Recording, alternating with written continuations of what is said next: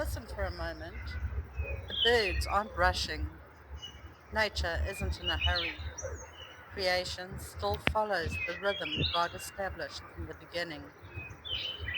Perhaps we've forgotten that rhythm, and perhaps that is why God gave us the Sabbath.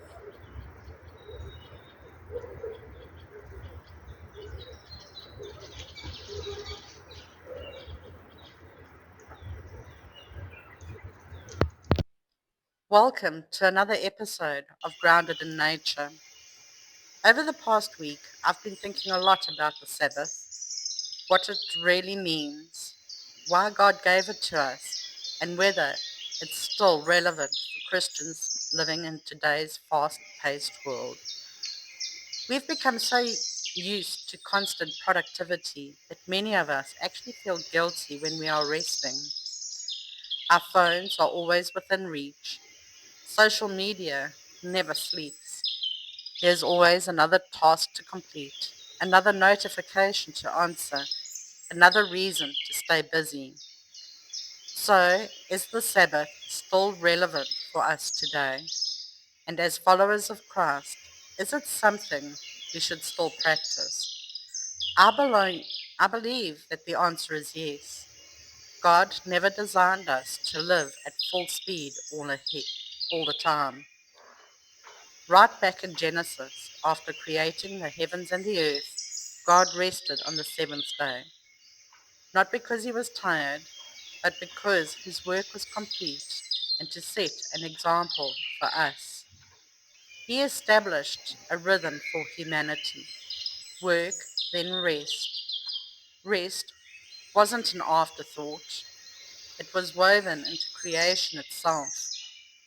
Later, when God gave Israel the Ten Commandments, he commanded them to remember the Sabbath and keep it holy. Every week, they were reminded that their identity wasn't found in what they produced, but in who they were. Their worth wasn't measured by their work, it was found in their relationship with the God who created them.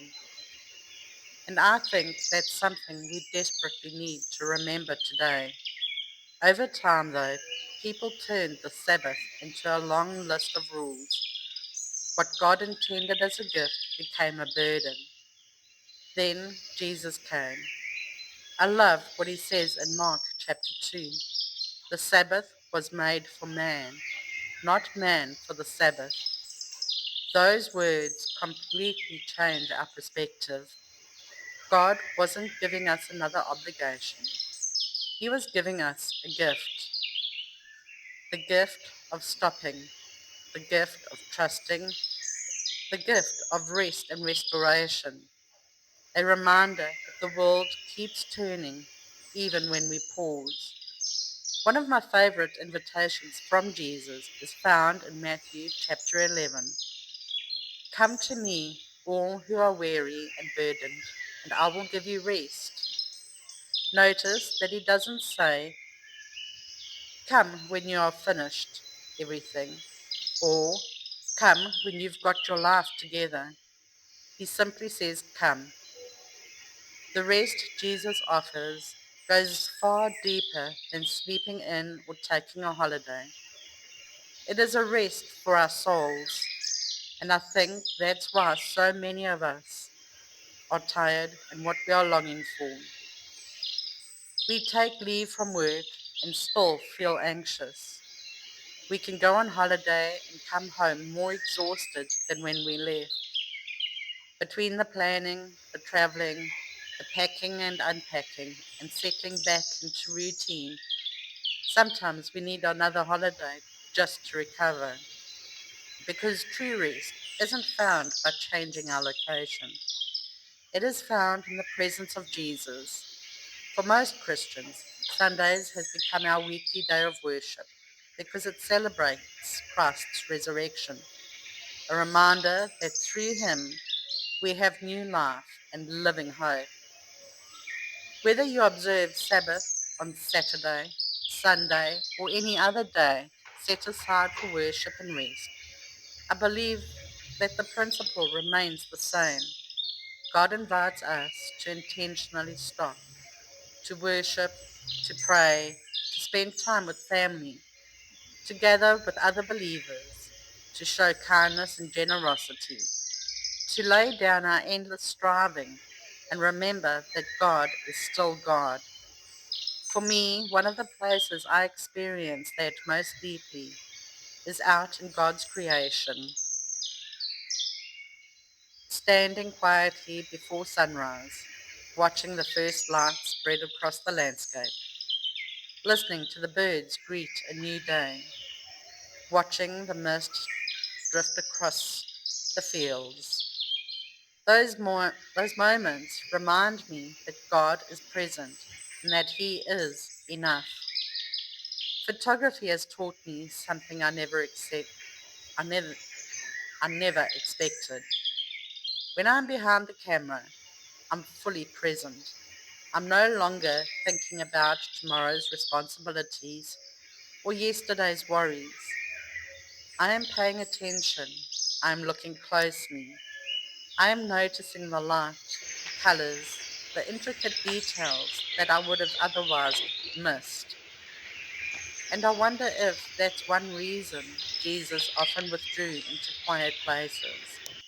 He wasn't escaping life, he was making space for the Father. The Sabbath invites us to do the same. It calls us to exchange the world's rhythm for God's rhythm. The world says, do more, be more. Jesus says, come to me.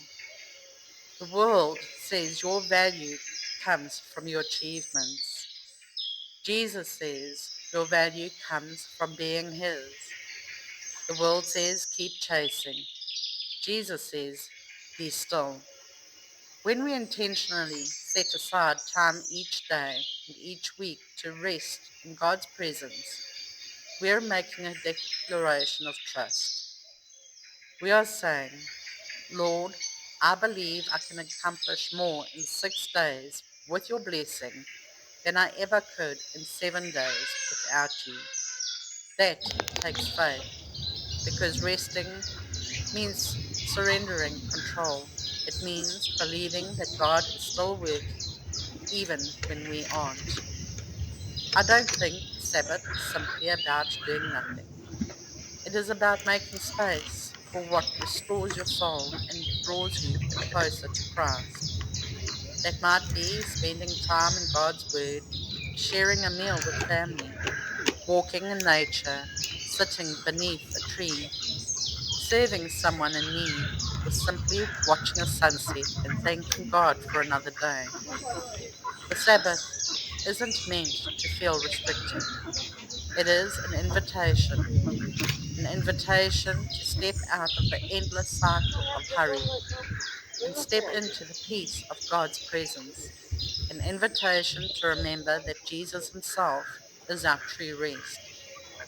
And every Sabbath becomes a small glimpse of hope we have in Him, a reminder that one day all striving will cease.